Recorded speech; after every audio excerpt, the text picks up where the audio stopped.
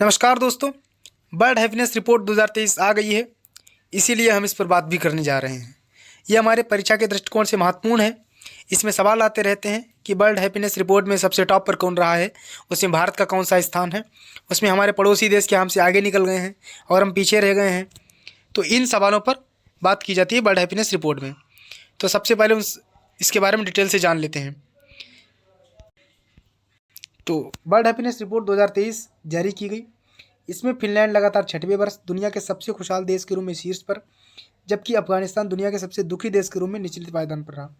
अफगानिस्तान में जैसा कि आप देख रहे होंगे वहाँ तालिबानी शासन है और तालिबानी लोग जो हैं वो महिलाओं को बाहर भी नहीं निकलने दे रहे। तो निश्चित तौर पर लोग जो हैं वो परेशान हैं, समस्याप्रद हैं, इसलिए खुश तो नहीं है और खुश नहीं है तो वे दुखी हैं। भारत को 126वीं रैंक हासिल हुई, पिछली बार 136 थी, यानी हमारी खुशी का स्तर बढ़ा है। ठीक है, ये रिपोर्ट 20 मार्च को इंटरनेशनल डे ऑफ हैप्पीनेस के अवसर पर रिलीज की जाती है। इंटरनेशनल डे ऑफ हैप्पीनेस, खुशहाली दिवस पर रिलीज की जाती है। 2023 की रिपोर्ट में रैंकिंग 2020-22 के औसत आधार पर दी गई है। आगे देखते हैं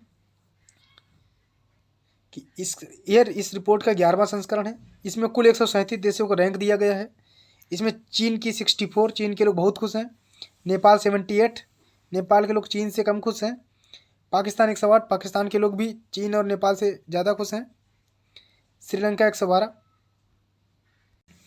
तो और बांग्लादेश 118 की स्थिति भारत से बेहतर है, यानी सबसे बेहतर चीन की है, चीन के बाद नेपाल की है और नेपाल के बाद में पाकिस्तान की है, पाकिस्तान के बाद में श्रीलंका की है, श्रीलंका के बाद में बांग्लादेश की है। हम लोग कॉमन सेंस भी ला सकते हैं, चीन बिल्कुल नॉर्मल देश चल रहा है तो सबसे खुश है। नेपाल उसके बाद में है। पाकिस्तान में आपको पता है आटा कितना महंगा हो गया है, सारी चीज़ महंगाई कितनी, इन्फ्लेशन है, ठीक है, मुद्रास्फीति बहुत ज़्यादा है। श्रीलंका में भी मंदी आई हुई है, ठीक है, बहुत ज़्यादा समस्या है। बांग्लादेश ठीक है 118 में है। तो एशिया में भारत केवल अफगानिस्तान 137 से बेहतर स्थिति में है। केवल इजराइल व न्यूजीलैंड शीर्ष 10 में जगह बनाने वाले गैर 2 यूरोपीय देश हैं। सभी यूरोपीय देश बहुत खुश हैं, बहुत हैप्पी हैं, लेकिन इजराइल और न्यूजीलैंड 2 ऐसे देश हैं जो यूरोपीय नहीं हैं लेकिन फिर भी टॉप 10 में आ गए हैं। टॉप 10 में आने की खुशी ही अलग होती है। इसके अलावा सबसे ज़्यादा खुश कुछ अन्य प्रमुख देशों में शामिल हैं। ऑस्ट्रेलिया 12वें स्थान पे है, संयुक्त राज्य अमेरिका 15वें स्थान पे है, जर्मनी 16वें स्थान पे है, यूनाइटेड किंगडम 19वें स्थान पे है, फ्रांस 21वें स्थान पे है, रूस 72वें स्थान पे है, यूक्रेन 92वें स्थान पे है।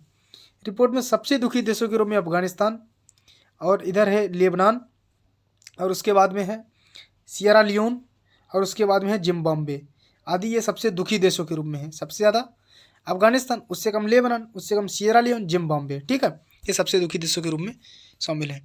वर्ल्ड हैप्पीनेस रिपोर्ट के बारे में और जानते हैं। ये एक वार्षिक रिपोर्ट है, हर साल प्रकाशित होती है। सस्टेनेबल डेवलपमेंट सॉल्यूशंस नेटवर्क द्वारा प्रकाशित किया जाता है, SSDN। इसको आप महोदय रट लेना, ये आ सकता है और आ सकता है तो आप करके भी इसे आ सकते हैं, फिर खूब खुश हो सकते हैं। ये पहली बार 2012 में जारी की गई। कब? 2012 में। 2012 में पहली बार जारी की गई। ये दुनिया के देशों को विभिन्न मानकों के आधार पर रैंकिंग प्रदान करती है, जिसमें राष्ट्रीय और अंतर्राष्ट्रीय पहलू भी शामिल होते हैं। तो ये रिपोर्ट कब प्रकाशित की गई? 2012, ठीक है। ये एक कैसी रिपोर्ट है? ये रिपोर्ट है वार्षिक। कैसी रिपोर्ट है? वार्षिक, 2012 में जारी की गई। SSDN इसे जारी करता है, इस पर ज़्यादा फोकस किया है, इसका मतलब आप समझ लेना, ठीक है। ये सरकार की नीतियों के मापदंड के रूप में खुशी व कल्याण पर ध्यान देने की विश्वव्यापी मांग को दर्शाती है। यानी जिन देशों की पब्लिक खुश नहीं है उन देशों को ऐसी नीतियाँ बनानी चाहिए, ऐसी योजनाएं बनानी चाहिए ताकि लोग प्रसन्न हो सकें। ये आय, इनकम, स्वास्थ्य, भावनात्मक समर्थन, पसंद की स्वतंत्रता, उदारता और भ्रष्टाचार की अनुपस्थिति सहित जीवन मूल्यांकन के जैसे विभिन्न कारकों पर विचार करती है कि अगर लोगों की इनकम बढ़ेगी तो लोग खुश होंगे, लोग हेल्दी होंगे तो लोग खुश होंगे, लोग भावनात्मक रूप से प्रसन्न होंगे तो खुश होंगे।